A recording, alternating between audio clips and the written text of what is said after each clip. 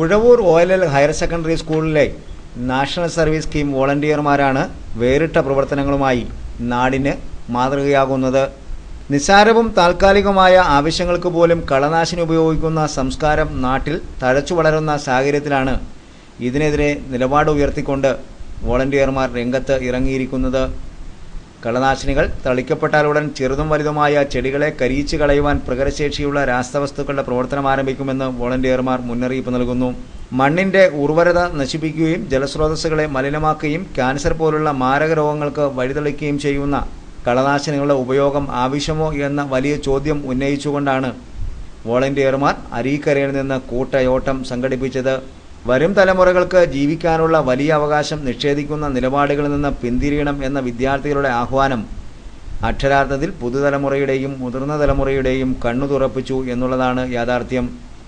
യാതൊരു ചിന്തയുമില്ലാതെ കളനാശിനി പ്രയോഗം നടത്തുന്നവർ ഇനിയെങ്കിലും ചിന്തിക്കണമെന്ന വലിയ സന്ദേശമാണ് ഉറവ് എന്ന പേരിൽ സംഘടിപ്പിച്ച കൂട്ടയോട്ടത്തിലൂടെ ലക്ഷ്യമിട്ടത്.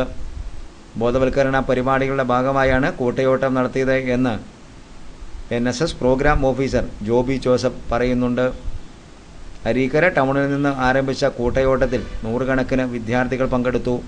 ഇവർക്ക് പിന്തുണയുമായി സ്കൂൾ അധികൃതരും ജനപ്രതിനിധികളുമടക്കം രംഗത്ത് എത്തുകയും ചെയ്തു.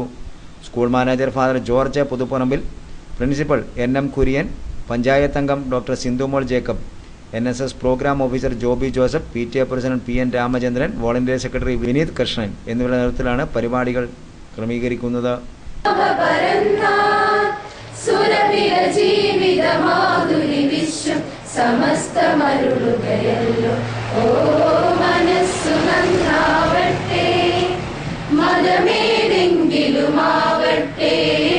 മാനവനൃത്തിൻ ചില്ലയിലെല്ലാം മാൻപുകൾ വിടരട്ടെ. സത്യം ലക്ഷ്യമതാവട്ടെ, ധർമ്മം പാതയതാവട്ടെ.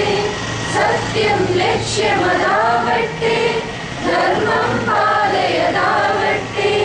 ഹൈന്ദവ ക്രൈസ്തവ